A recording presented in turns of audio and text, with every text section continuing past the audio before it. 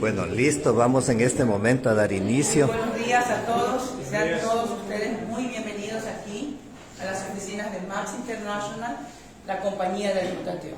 El tema del día de hoy en esta charla médica, como ustedes verán, es un tema muy importante y muy interesante: glutatión y prevención del cáncer. Ahora llamo a ustedes, tengo el honor de hacerlo, a un doctor que viene con nosotros trabajando hace algunos años, impartiendo todos sus conocimientos. Él es de aquí de Ecuador, nacido en la provincia de Manabí, y él tiene desde hace 10 años, un poquito más de 10 años, siendo médico de la Universidad de Guayaquil, y tiene mucha experiencia en lo que tiene que ver con salud integral y preventiva. Es experto también en salud ocupacional, también en lo que respecta a diabetes mellitus y una serie de diplomas, de masterados, de conocimientos académicos que tienen el tema de salud. Y hoy nos va a impartir este excelente tema. Con ustedes el doctor Welty Colamarco. Muchas gracias, Irene, por la introducción. Estimados amigos presentes, muy buenos días y gracias por estar con nosotros. Estamos conscientes de que su tiempo es muy valioso, ¿sí? Este tema nos lo presentó la dirección como para presentarlo a todos ustedes de una forma tanto académica como un poco reducida en cuanto a la forma de transmitirla para que llegue el mensaje, ¿no? Todos nosotros tenemos, sin lugar a duda, algún conocido, familiar o amigo que haya presentado cáncer en los últimos 10 o 20 años. Cada vez es más frecuente, de hecho, en gente joven. También en adultos mayores, por supuesto. Entonces, vamos a tratar un poco de enfocarlo hacia la prevención de la enfermedad vinculada a la molécula de riboceína y glutatión, ¿sí? Ahora, los objetivos principales son, uno en realidad, poder presentar la concientización colectiva acerca de la problemática y que no es ajena a nosotros, por más que no tengamos la enfermedad. Y los objetivos específicos: conocer los beneficios de la molécula de la riboceína, identificar los factores de riesgos vinculados al cáncer y, por último, saber la importancia de implementar un cambio en nuestro estilo de vida cada vez más saludable para poder tener mejor salud. Ahora bien, antes de empezar con la materia, 4 mitos fundamentales que todos los médicos estoy seguro que los han escuchado por lo menos una vez en consulta. Veamos, mito o no: si me da cáncer ya no hay nada que hacer. ¿Qué dicen ustedes, verdadero o falso? Falso. Correctísimo. Mientras más pronto haya la detección, hay mucho que hacer, ¿sí? Existe la sobrevida, inclusive la remisión del cáncer, dependiendo de qué tipo sea, ¿no? Cáncer, ¿es imposible detectar a tiempo? ¿Qué dices? Totalmente falso. Cada vez la ciencia avanza más y cada vez se detecta más a tiempo cuando el paciente acude, obviamente, a tiempo, ¿no? Solo padecen de cáncer quienes no se cuiden. Esto es un poco difícil. A ver, ¿qué dicen ustedes? Así es. Existe algo que se denomina la predisposición genética, que por más que yo tenga un buen estilo de vida o me cuide en mi salud, la predisposición genética hacia atrás de nuestra herencia familiar está presente. Y por último, el paciente casi siempre dice: mejor no hablo del cáncer y así yo me alejo de la enfermedad. ¿Qué dicen ustedes, verdadero o falso? Falso. Así es. Si yo descuido la enfermedad, si un poco la hago de lado, también hago de lado cómo prevenirla. Así que es muy importante tenerla presente para la prevención. Ok, antes de empezar, hagamos un viaje breve hacia el pasado. Síganme en esta primera parte que es fundamental para entender el mensaje de la charla. Vamos a viajar hacia el pasado, 76 millones de años atrás. Vamos a ver por qué. Nuestro primer participante de la charla es este animalito, conocido como el Centrosaurio apertus. ¿Qué dice la ciencia? Que este animalito empezó a fallar en cuanto a su alimentación, empezó a cojear, no caminaba bien, se alejó de su manada y finalmente fallece, ¿sí? ¿Qué sucede? Que no solo el centrosaurio presentaba esta dificultad y esta muerte prematura, sino que también se lo vio en otros animalitos, en otros dinosaurios. ¿Y ahora por qué? ¿Por qué creen que este animalito, sin haber sido mordido, sin tener una infección, sin tener su tiempo de vida normal, fallece antes de tiempo? Miren lo que nos dice la ciencia. Este animalito en particular tuvo un osteosarcoma, es decir, un hueso maligno un cáncer maligno de los huesos, ¿sí? Y esto no me lo invento yo. Nótese que esto está publicado por la revista The Lancet Oncology en el 2020. ¿Y cuál es el título de la charla? Enfermedad moderna, relacionada al cáncer, por supuesto, o es una avería biológica. Es decir, ¿es algo de nuestro tiempo o será que hay una avería biológica de las células multicelulares, de los organismos multicelulares? Veamos, acá está la publicación original con todos sus autores, por supuesto, y vemos aquí una de las gráficas del estudio en donde el hueso peroné, que es el que está con la flecha verde, que corresponde a este huesito en el animal, tiene las lesiones características de un osteosarcoma, ¿sí? Muy parecido a lo que los humanos parecen. El osteosarcoma también es propio del ser humano. Ahora bien, por muy entrañable que sea esta serie que todos conocemos, esto jamás existió. El vínculo entre el dinosaurio y el ser humano no fue así. De hecho, aquí tenemos el antecedente cronológico de la existencia de estos animales, desde su aparición en el Triásico hasta su desaparición en el Cretácico, y se dice que los últimos exponentes fallecieron hace 65 millones de años. Y en cambio la BBC en el 2013 nos dice que los primeros indicios del ser humano aparecieron 200.000 años después de la extinción de los dinosaurios. Ahora, ¿por qué traemos a colación todo esto? Si bien es cierto, jamás estuvimos vinculados a nivel del tiempo, pues ambas especies sí que estamos vinculadas al cáncer. ¿Y por qué? Si en teoría el planeta en esta época era 10/10, no había contaminación, no había ningún tipo de plásticos, no había contaminación de las industrias, pero sin embargo los animalitos tuvieron cáncer. Es decir, que muy probablemente la hipótesis se va hacia que existen estos cánceres malignos, tanto en estas especies como profundamente arraigados a la historia evolutiva de los organismos. Y esta es la hipótesis de toda la charla. Los cánceres malignos podrían estar profundamente arraigados a la evolución de los organismos, tanto en ellos como en nosotros. Lo que vamos con esta hipótesis hasta el final de la charla para trasladarla al ser humano actual. ¿Ok? Haciendo un breve recuento de cómo funciona el cuerpo humano, sabemos que está compuesto por sistemas de órganos, estos órganos por tejidos y a su vez tejidos por células, ¿no? Estas células, como ustedes conocen, son las células eucariotas y un ser humano promedio tiene entre 20 y 30 trillones de estas para que funcione correctamente. La división celular o mitosis es a través de las células somáticas, como ustedes conocen, muy diferente a las células sexuales, que es por meiosis, otro proceso totalmente distinto. Ahora bien, así como hay creación celular y división celular, también hay destrucción celular. Esto se llama apoptosis. Y esta apoptosis, como lo dice aquí el subtítulo, siempre es programada, ordenada y sistémica. Es decir, que la célula se programa para nacer, dividirse y morir. Miren acá, tenemos que un neutrófilo, es decir, un glóbulo blanco promedio, podría vivir hasta 48 horas. Sin embargo, un glóbulo rojo podría hacerlo 120 días. Una célula grasa podría vivir 8 años, células del músculo esquelético 15 años, células del músculo cardíaco 40 años y las células de los lentes oculares pueden existir de por vida. Es decir, la apoptosis es diferente para cada célula. ¿Cuáles son las funciones más importantes de esta apoptosis? Deshacerse de células anormales. Fíjense, ya nos vamos orientando hacia el propósito de la charla. Eliminar algunas células viejas y defectuosas y reemplazarlas por células nuevas. Y por último, en la formación del ser humano, es decir, en la etapa fetal, es muy importante para que el cuerpo nazca como debe ser, con todas sus capacidades completas.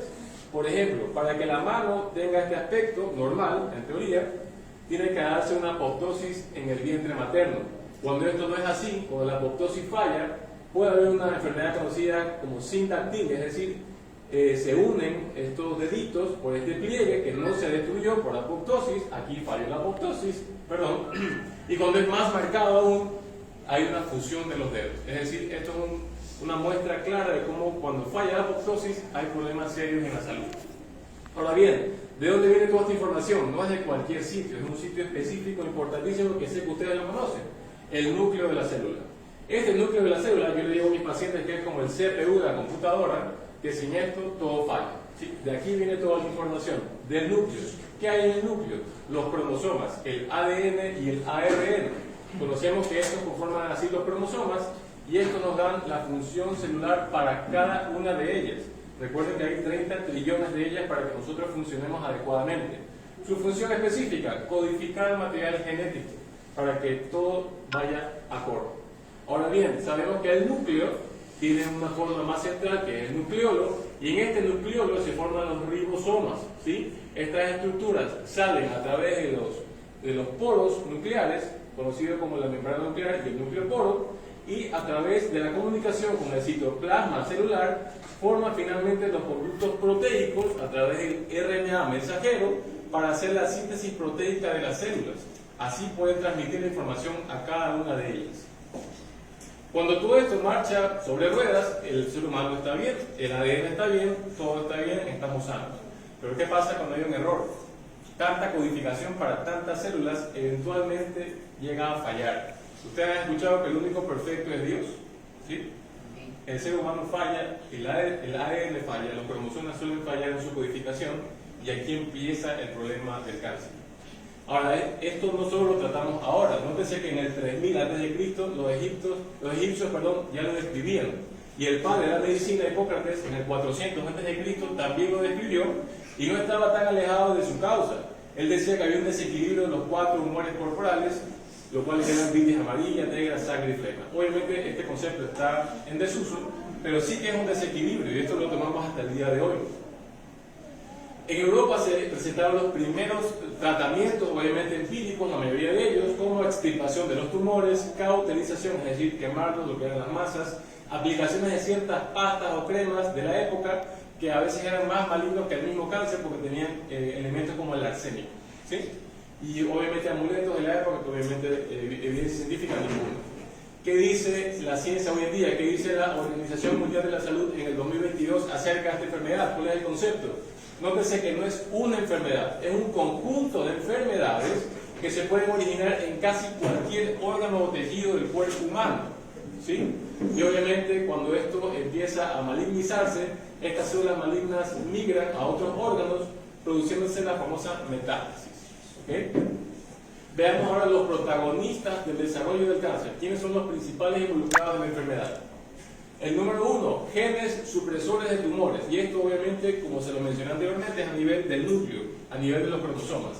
Existen unos genes cuya función es de detener el ciclo celular. Recordemos que el ciclo celular está en la fase G1, S, G2 y M. En la G1 empieza la división nuclear y de citoplasma. En la fase S empieza la célula a poder dividirse en su ADN. En la fase G2 se prepara para la mitosis y la fase M ya es la mitosis per se. ¿Qué pasa cuando en este ciclo celular, en este ciclo del cromosoma, hay un error? Lo tenemos acá. ¿Qué hacen los genes supresores cuando encuentran un error? Dicen deténgase la marcha, no se divida más, y hay dos cosas que podría hacer. O bien lo repara, es decir, eliminen el error y sigue la secuencia, o bien destruye la célula por apoptosis. ¿Sí? Recuerden que esto es programado. Esa es la función de estos genes.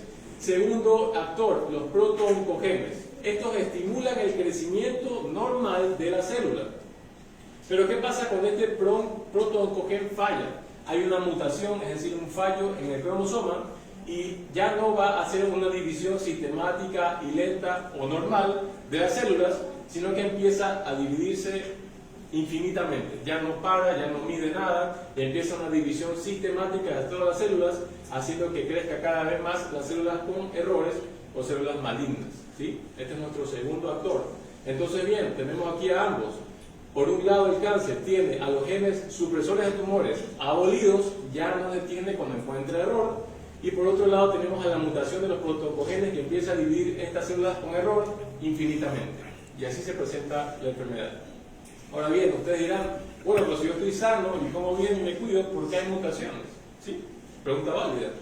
Estas mutaciones pueden ser factores endógenos, es decir, propios de la célula, o factores exógenos, es decir, externos.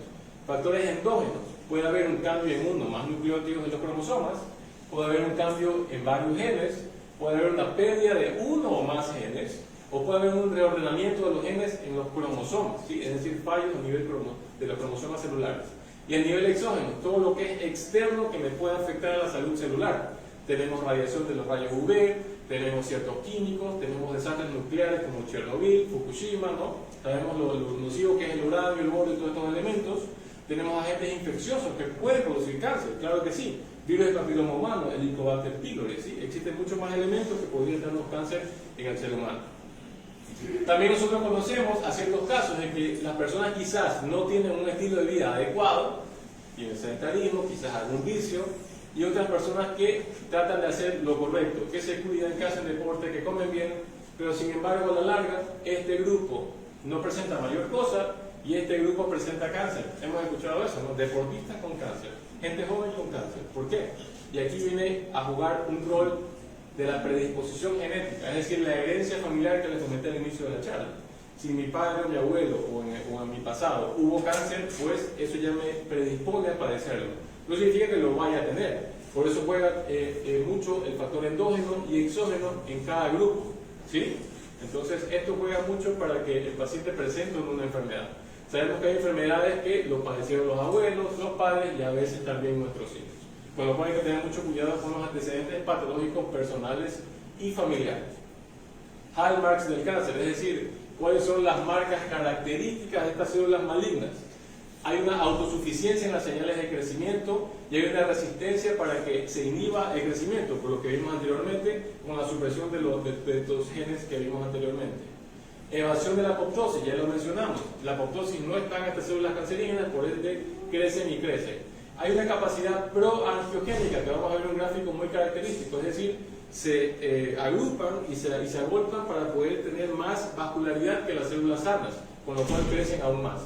Hay un potencial de replicación ilimitado, obviamente por la falta de apoptosis, y hay una capacidad para invadir a tejidos o la metástasis, ¿no? Aquí vemos un gráfico muy explicativo en cómo las células cancerosas, como les había explicado, se valen de estas ramificaciones más pronunciadas para ellas que para las células sanas. Es decir, nótese cómo a la célula sana le llega muy poca vascularización comparada con las células malignas, con lo cual crecen más, se reproducen más y así finalmente pueden hacer mayor daño al cuerpo humano. Esta es la capacidad proangiogénica. Capacidad para invadir o metastizar, es decir, estas células malignas invaden al torrente sanguíneo con mucha facilidad y por torrente sanguíneo, como ustedes saben, van a todos los órganos, haciendo cada vez más predisponente su presencia a distancia, ¿sí? ¿Y por qué pueden migrar tan fácilmente? Recordemos que estas células malignas carecen de las uniones celulares normales o matriz extracelular que une a una célula y otra. Como ustedes sabrán, las células no es que están sueltas, están unidas por esta matriz extracelular, pero estas células cancerosas no están unidas y por eso migran con facilidad. Ahora bien, otro problema importante de la actualidad es la hiperpermeabilidad intestinal. ¿Qué quiere decir esto? Que los alimentos y toxinas que ingerimos vía oral finalmente llegan al intestino y en estas células intestinales, como están irritadas e inflamadas, pierden estas uniones celulares propias de ellas, con lo cual aquí no se observa, pero hay microcanales con lo cual solo pueden pasar ciertos nutrientes, ciertos elementos. Pero ¿qué pasa cuando estas uniones se dañan? Fíjense cómo se rompe la unión celular y aquí puede pasar toxinas, alimentos sin digerir y cualquier otro elemento al torrente sanguíneo directo sin haber sido procesado y finalmente, ¿qué es lo que hacen? Como ustedes lo leen abajo, reacciones inflamatorias, reacciones inmunológicas y cáncer, ¿sí? Muy importante todo esto, debido a que alimentos procesados, alimentos refinados, azúcares, bebidas que no tienen mayor alimentación para el ser humano, baja ingesta de frutas, baja ingesta de verduras y la contaminación ambiental y toxicidad que nos afecta a todos. ¿Qué dice la epidemiología mundial? Hay 10 millones de defunciones para cáncer en el 2020, es decir, casi una de cada 6 reportadas en este año, a pesar de la pandemia. Los tipos de cánceres más comunes fueron mama, pulmón, colon, recto y próstata para el año 2020 y alrededor de un tercio de estas muertes fueron debido al consumo de tabaco, elevado índice de masa corporal, elevado consumo de alcohol, baja ingesta de frutas y verduras y falta de actividad física. Todo relacionado al cáncer, ¿no? Infecciones oncogénicas, es decir, como les mencioné, ciertos virus o bacterias que causan cáncer, virus de la hepatitis, Helicobacter pylori para el cáncer gástrico, virus del papiloma humano, que ocasionan aproximadamente el 30% de los cánceres en los países de ingresos bajos o en vías de desarrollo en los cuales el Ecuador está inmerso. ¿Sí? Ahora bien, ¿qué tenemos en la epidemiología mundial respecto al cáncer más común? ¿Cuáles fueron los más comunes en el 2020? Estos son datos de la Organización Mundial de la Salud, acá tenemos el enlace, ¿no? El primero, cáncer de mama con 2.26 millones de casos, seguido por un cáncer de pulmón con 2.21 millones de casos, cáncer colorectal 1.93 millones de casos, cáncer de próstata 1.41 millones, cáncer de piel que no es melanoma 1.20 millones y cáncer gástrico 1.9 millones. Cánceres que causaron mayor fallecimiento en el 2020, número 1, cáncer de pulmón 1.8 millones, colorectal 916.000 casos de defunciones. Cáncer hepático, 830.000. Cáncer gástrico, 769.000 y cáncer de mama, 685.000 defunciones. Epidemiología de Ecuador, ¿qué tenemos en nuestro país? Los 10 casos principales de cáncer son cáncer de mama, fíjense cómo lideran las listas tanto mundial como local, cáncer de próstata, colon y recto, estómago, tiroides, cuello uterino, linfoma de Hodgkin, es decir, un cáncer linfático propiamente dicho, leucemia, pulmón e hígado. En relación a la mortalidad a nivel del Ecuador, los primeros casos en la lista fueron mama, próstata, cuello uterino, según GloboCan, que es el Global Cancer Observatory, una observación global del cáncer, que es una ala de la Agencia Internacional de Investigación del Cáncer de la Organización Mundial de la Salud. Sí, son fuentes confiables científicas a nivel internacional. ¿Qué nos dice la IARC acerca de los cánceres en el Ecuador? En el 2020, para ambos sexos y de todas las edades, lideró el cáncer de mama con 12.12%, seguido el cáncer de próstata con 11.1%, cáncer colorectal 8.5%, cáncer de estómago 8.4%, cáncer de tiroides 5.8% y el resto de cánceres 54.1%, haciendo un total de 29.273 casos reportados para la IARC. ¿Qué tenemos para el caso de hombres en 2020 para todas las edades? Fíjense, cáncer de próstata, estómago, colorectal, linfoma no Hodgkin, leucemia y los otros casos 45.5%, haciendo un total de 13.190 reportados para la IARC. ¿Qué tenemos a nivel femenino? Cáncer de mama, seguido de cáncer de cervix, cuello uterino, cáncer tiroideo, cáncer colorectal, cáncer de estómago y el resto de cánceres, haciendo un total reportado de 16.083 casos para la IARC. Manifestaciones clínicas, como ustedes me han escuchado decir, depende de en qué sitio esté el cáncer para hacer la manifestación clínica. Es decir, si yo tengo un cáncer tumoral a nivel del cerebro, pues obviamente voy a tener síntomas quizás de visión doble, pérdida de conciencia, quizás debilidad, quizás mi función cognitiva no está bien, ¿sí? Cansancio, fatiga, así mismo para el tema de leucemia, así mismo para los cánceres linfáticos y cáncer de mama. Pero tenemos ciertas manifestaciones clínicas que nos pueden orientar hacia un diagnóstico. Tenemos el malestar general o debilidad, cefalea, mareo o desmayo, trastornos visuales o visuales o auditivos, todos relacionados al cáncer del cerebro, tos crónica o hemoptisis, que es el contenido hemático que sale por la boca pero de origen pulmonar, pensando en un cáncer de pulmón.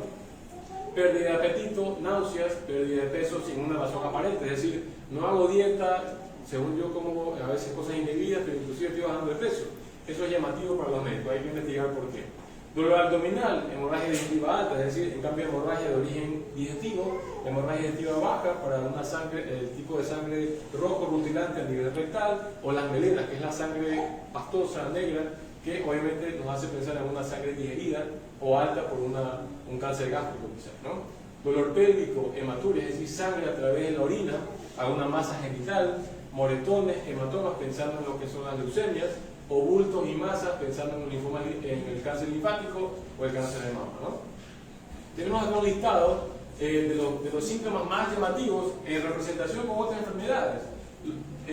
Lo comparamos al cáncer con VIH-Sida, insuficiencia cardíaca congestiva, enfermedad pulmonar obstructiva crónica y la insuficiencia renal crónica. Tenemos al dolor, depresión, ansiedad, confusión, astenia o debilidad, disnea, que es la falta o dificultad para la respiración, insomnio, trastornos del sueño, náuseas, estreñimiento, diarrea y anorexia. Pero fíjense cómo el cáncer lidera, sobre todo en temas de dolor, con un 96% comparado con las otras enfermedades. Confusión, es decir, letargo o falta de cognitiva, 93%. Náuseas, obviamente en el caso del cáncer y de manera general también. Y la anorexia con un 92%. Es decir, el cáncer lidera todas estas listas de trastornos sintomáticos frente al resto de las enfermedades. Ustedes conocerán que en oncología, en este tema, en esta rama del cáncer, se usan mucho estas tablas de clasificación del paciente para medir su calidad de vida. Esto nos orienta mucho a los médicos en qué estadio está el paciente, ¿sí? Se correlaciona mucho con su estadificación. Tenemos arriba la escala, la puntuación de Subrot y la más famosa o conocida, que es la escala de Karnofsky, para medir la calidad de vida de nuestros pacientes. Esto como para que lo conozcan, ¿no? Tenemos las estadificaciones. El primer ejemplo que les traigo es el cáncer de mama. Vemos cómo según su estadio, tenemos por ejemplo el estadio número 1, con un tumor menor de 2 centímetros, ganglios linfáticos negativos, tenemos una sobrevida a 5 años para el 99% de los casos. Mientras que, por ejemplo, si nos vamos al estadio 3B, un tumor con compromiso cutáneo, es decir, ya está a nivel superficial de la piel o de la pared torácica, con 0 o 9 ganglios positivos, tienen una sobrevida en cambio de un 48%, muy por debajo de la anterior. Tenemos otra vez estadificación, pero esta vez para cáncer colorectal, y nuevamente, ¿no? Mientras menos sea el estadio, es decir, mientras más precoz haya sido el diagnóstico, mejor sobrevida tiene el paciente. Y asimismo, cuando el paciente acude de forma tardía, quizás con un estadio avanzado, la sobrevida es peor. Esta es la importancia de la medicina preventiva, señores. Por esto es adecuado hacerse controles, por más que yo me sienta o me vea sano, el control por lo menos una vez al año es mandatorio. ¿Sí? Marcadores tumorales, ustedes conocen que hay un montón, estos son exámenes de laboratorio, se los traigo solo para que lo conozcan. Hay marcadores muy conocidos como el antígeno carcinoembrionario, el alfa-fetoproteína, el CA125, inclusive la beta-HCG. ¿No?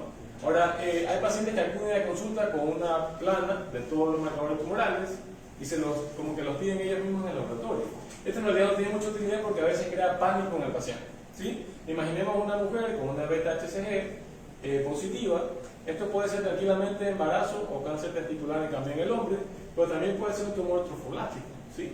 En cambio, por ejemplo, un ACE, un antígeno carcinoembrionario, se pide principalmente para cánceres digestivos, pero también puede estar elevado en fumadores o con enfermedad pulmonar obstructiva crónica. El EPOC no es maligno, pero puede estar elevado el ACE. ¿Sí? Entonces esto crea pánico en el paciente, que cree que te está muriendo o algo malo, muy malo está pasando con él, pero no es así. Entonces por eso los invitamos a que primero soliciten la consulta médica para que el médico sea quien le prescriba los marcadores adecuados, porque no son todos en plano, ¿sí? Además es un gasto innecesario. Factores de riesgo modificables, hemos tomado como ejemplo el cáncer de mama. En octubre se celebró el día del cáncer de mama.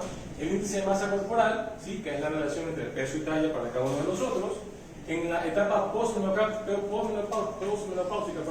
cuando la mujer ya pasó del climaterio, ya ha concluido su ciclo menstrual, si esta mujer tiene un peso de 80 kilos, tiene un 25% más versus las otras mujeres de padecer un cáncer de mama, versus una que tiene en cambio 60 kilos.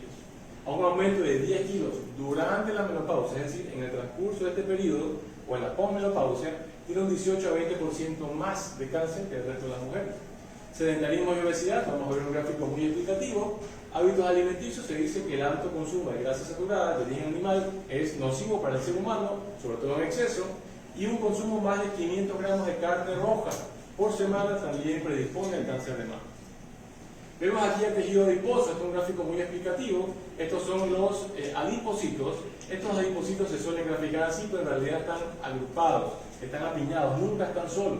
Tenemos al adipocito, ¿sí? Como lo vemos aquí en la flechita. Este adipocito está unido a preadipocitos, es decir, células que le preceden. Tenemos fibras nerviosas, tenemos fibroblastos, tenemos los linfocitos, eosinófilos, vasos sanguíneos y macrófagos M1, cuya función casi siempre es protectora para la célula. Y tenemos a los macrófagos M2. Cuando todo esto está en armonía, es decir, no tenemos sobrepeso ni tenemos obesidad, esto funciona con normalidad. Pero ¿qué pasa cuando el paciente empieza con el sobrepeso y luego con la obesidad? El macrófago protector M1 empieza a decrecer, por ende también decrece su función protectora. Y en cambio el macrófago M2 empieza a aumentar. ¿Y qué pasa cuando aumenta? Lean ustedes. Acción oncogénica, es decir, promueve y facilita la presencia de células malignas. Esa es la relación entre la obesidad, sobrepeso y cáncer. Acá tenemos el gráfico explicativo de cómo este trastorno adiposo finalmente va a crear una lipotoxicidad, es decir, tóxicos intracelulares y en el medio celular en el cuerpo a raíz de las células grasas, con lo cual va a predisponer a inflamación, alteración mitocondrial. Ustedes acá en Max International conocen la mitocondria, conocen su función, y fíjense que promueve el estrés oxidativo, es decir, la obesidad promueve las lesiones de los radicales libres. La apoptosis se altera, hay resistencia a la insulina, con lo cual caminamos hacia la diabetes, y hay daños en las hormonas como en el retículo endoplasmático. Todo esto nos predispone finalmente al cáncer. ¿Qué tenemos respecto a las bebidas alcohólicas? 3 o más tragos al día, o 3 o 6 tragos a la semana, nos predispone al cáncer de mama. Y este es un riesgo acumulativo. A mayor tiempo de consumo, mayor riesgo.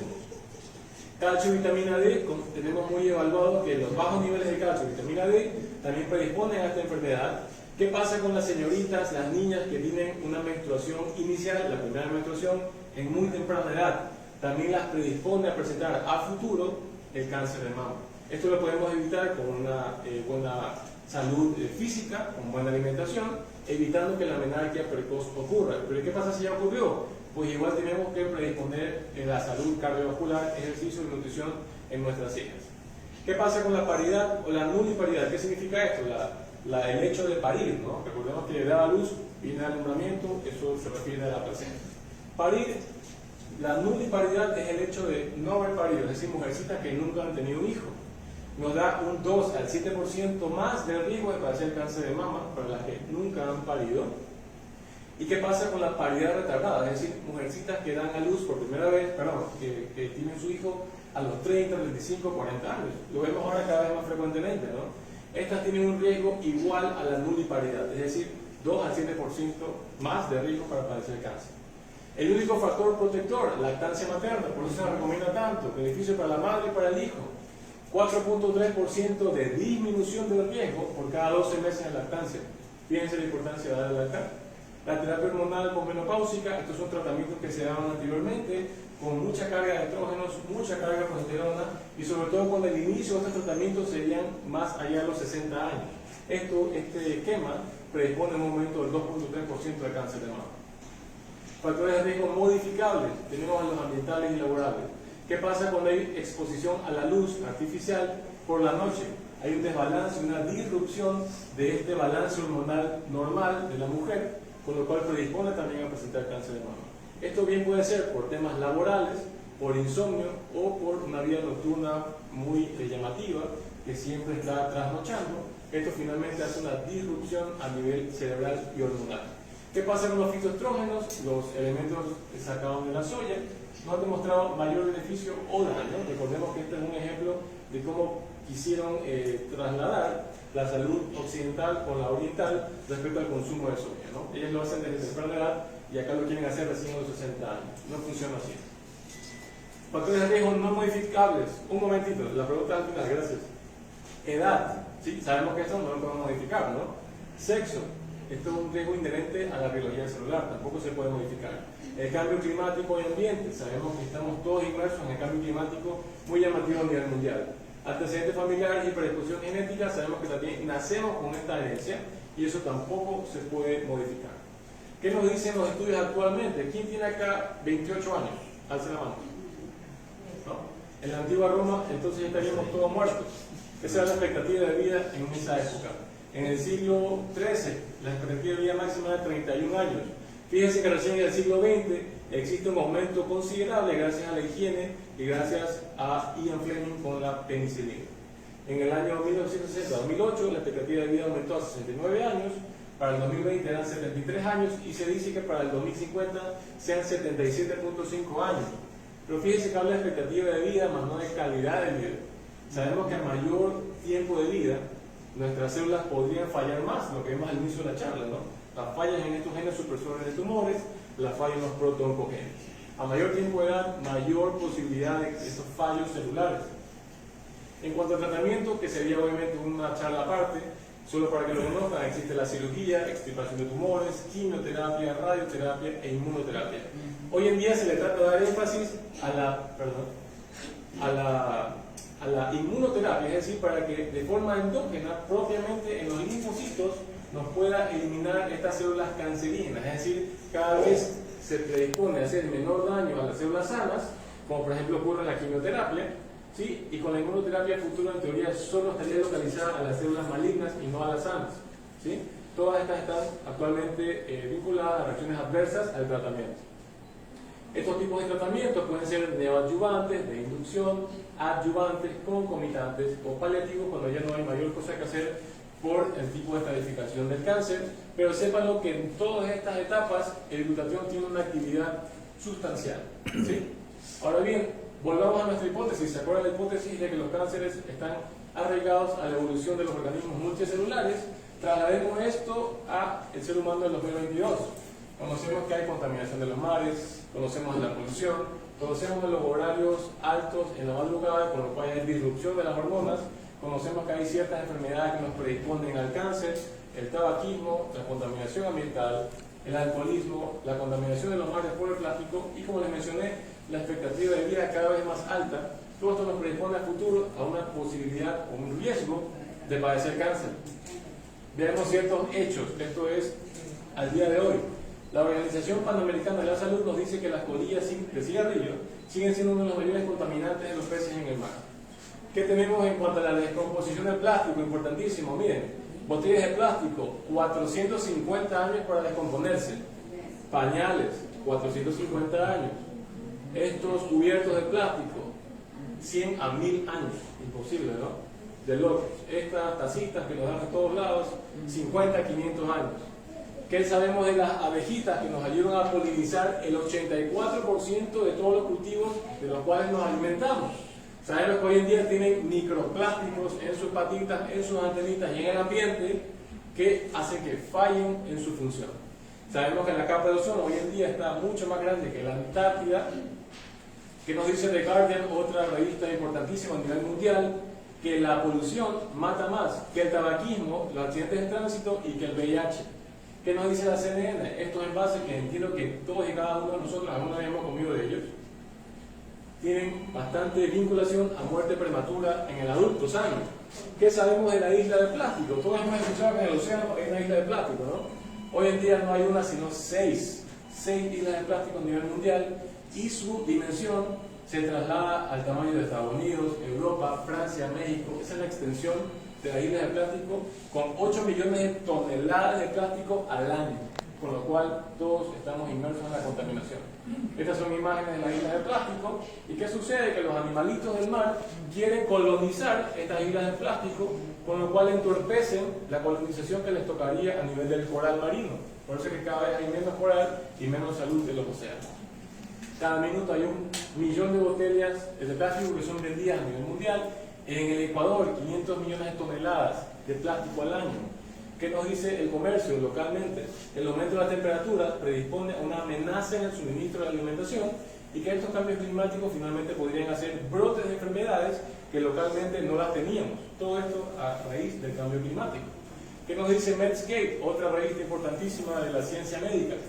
Se han encontrado microplásticos en pulmones y sangre del ser humano vivo. Esto no es post-mortem, esto es el ser humano vivo.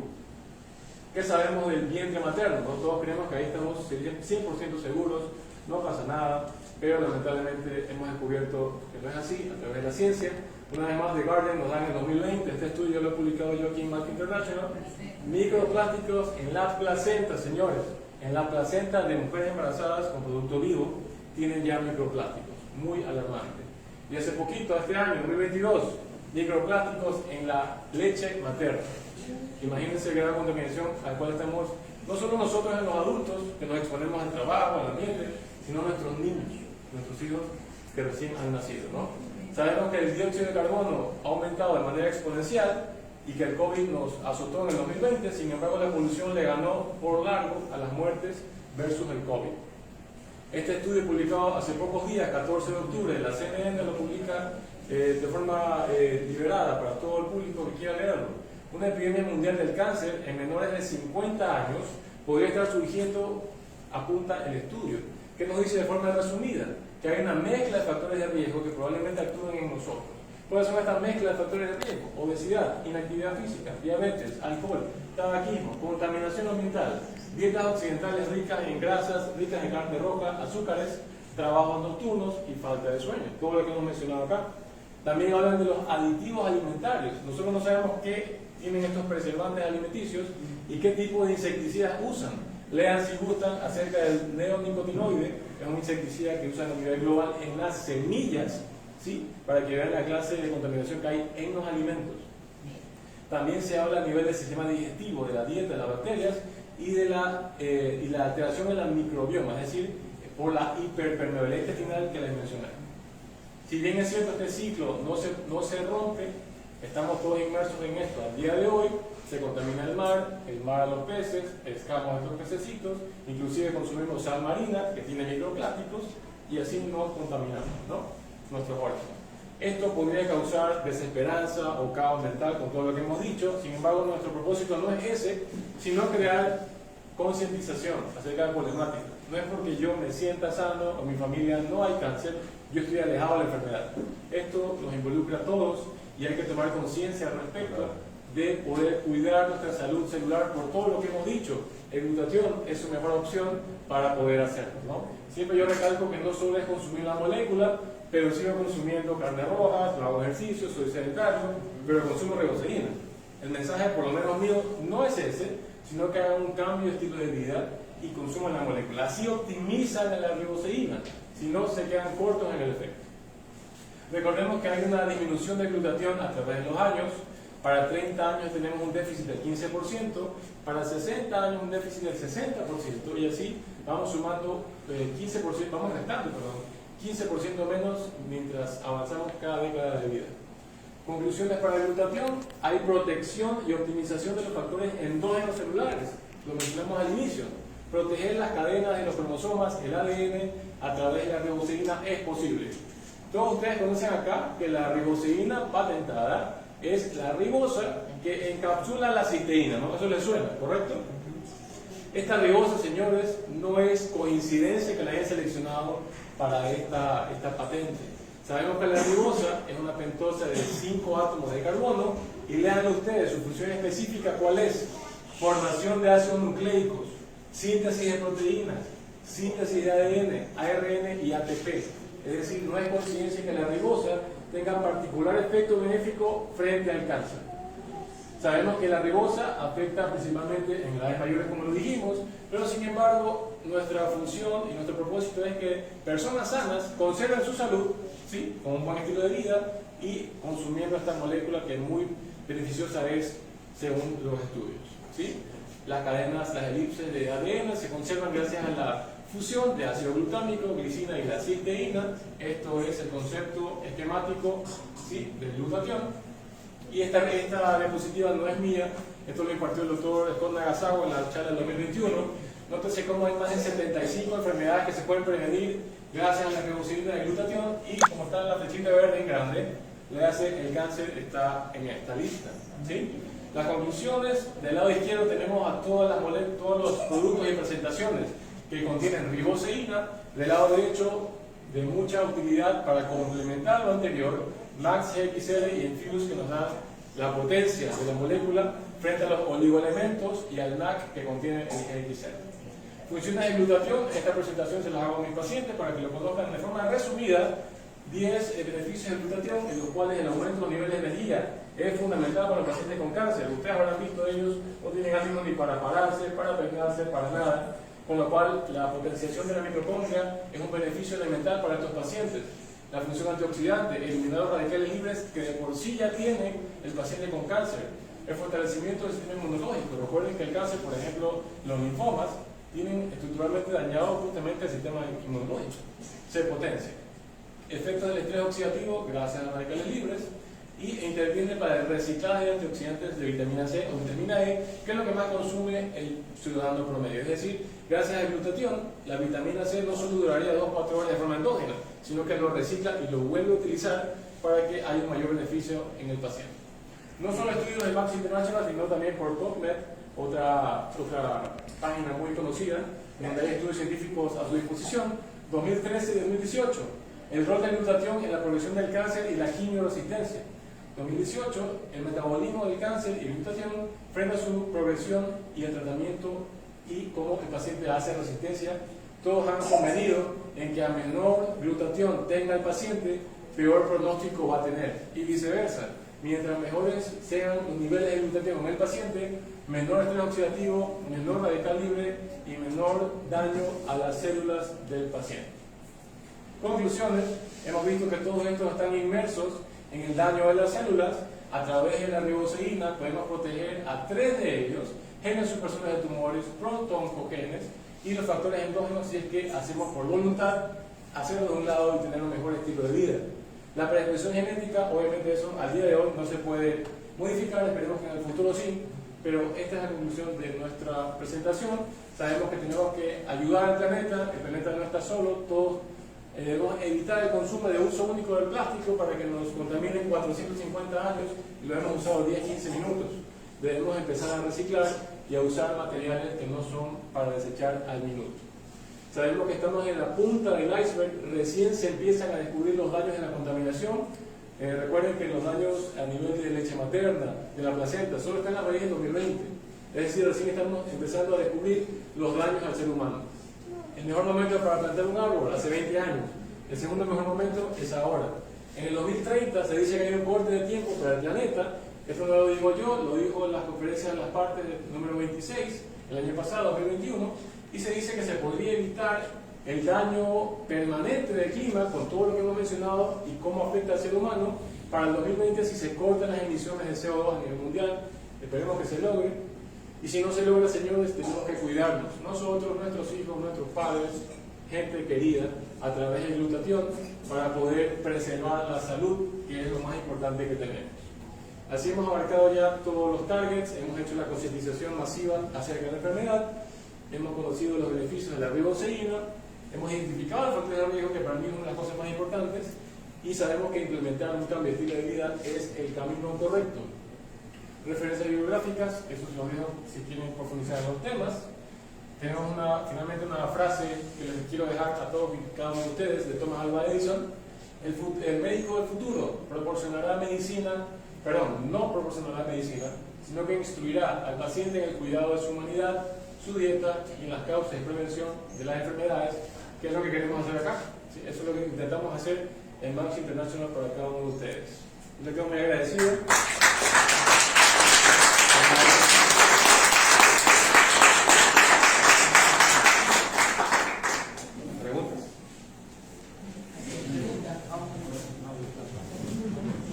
Preguntas, señores. Sí.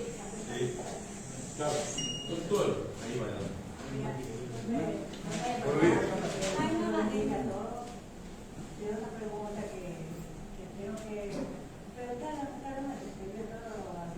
hace muchos años y yo me ha llegado la enfermedad esa de que me dicen diabetes. Diabetes. Sí. Tengo muchos meses, ya años, pero últimamente se me ha llegado que se me dan más los dolores en los pies, ya no resisto caminar. Y estoy con eso, yo tomo remedio, como calmante, pero vuelve y de nuevo otra vez me regresa otra vez. Ya, entonces yo tengo esa vez, ya como ya vino, me vino a traer para que escuche los testimonios, porque los niños ya no resisten los dolores. Al acostarme, me duele, me levanto, me duele. Y aparte de eso, digo que yo de noche a veces ya me voy a dormir temprano y a la medianoche voy a agarrar y ya no puedo dormir porque las piernas se me asustan mucho. Siento que me hincan, me miran los pies bastante. Yo no resisto yo. Ya tengo que levantarme a caminar porque ya no resisto los dolores. Ni en la cama ni caminando. Todo esto me molesta mucho. Entonces yo quería saber si usted me puede darme algún medicamento que sea bueno, algo. O sea, gracias por su pregunta. Estoy seguro que la molécula le va a ser de mucha utilidad. Sin embargo, en su caso, habría que analizar, recuerde que la diabetes es una enfermedad crónica, ¿sí? Que mientras más tiempo de presentación tenga el paciente, hace mayor daño. Eso que usted me refiere a los pies, quizás ya es un signo de que la microvasculatura está afectada. Y habría que hacer un análisis completo para ver cómo está su hemoglobina glicosilada, cómo está su parte metabólica en general y cómo está su diabetes en cuanto a los controles glucémicos. Recuerden que todo eso involucra para que usted tenga una mejor salud y un mejor control de la enfermedad. ¿Sí? Respecto a la riboceína, lo que yo le voy a recomendar de inicio es el Max One, que es el que usted observó en la gráfica, pero sí sería bueno ver cómo está su índice glucémico principalmente, porque la dosis, eso varía de paciente en paciente. Mientras más estrés oxidativo yo tenga en un paciente, pues yo más dosis voy a dar. Y mientras yo más diga sano en un paciente, voy a dar la dosis estándar que serían 2 cápsulas al día. Pero en su caso habría que analizarlo. ¿Sí? Una pregunta. Por ejemplo, todos sabemos que esto más que nada es preventivo. Correcto. Y en los casos, por ejemplo, de personas que han tenido papilomatosis, que son personas muy jóvenes, y también que han tenido el Helicobacter pylori, porque tenemos a la mayoría de las personas tenemos el Helicobacter pylori, pero la calidad de vida que tenemos. Con la ayuda del glutatión, ¿cómo podemos hacer un seguimiento? ¿Y qué aporte puede darnos esto para hacer una prevención importante y demostrativa, tanto a nivel de laboratorio como radiológico? Okay. O sea, en este caso, si yo tengo un paciente que ya ha sido diagnosticado con el Helicobacter pylori positivo, yo no lo puedo alejar de la ciencia médica, yo tengo que erradicar esa bacteria. ¿Sí? Recordemos que hay esquemas de tratamiento número 1, número 2 y número 3 para hacer el seguimiento en sangre y en heces. Si yo ya erradico esa bacteria, obviamente yo desde el inicio del tratamiento hasta el seguimiento yo le puedo dar glucosina, ¿sí? Para poder optimizar la salud celular a nivel gástrica y a nivel entérico, ¿no? Pero habría que hacer el seguimiento principalmente de la erradicación que hoy por hoy es posible, sobre todo si tenemos el Helicobacter pylori, eso es posible a través del tratamiento que usted conoce, ¿no? El antibiótico, el antiácido, ¿no? Entonces, así podemos optimizar al paciente, hacer el seguimiento antes y después de la ribosina, que sería más o menos lo que usted me dice, ¿no? ¿Cómo está el paciente antes de la molécula y después?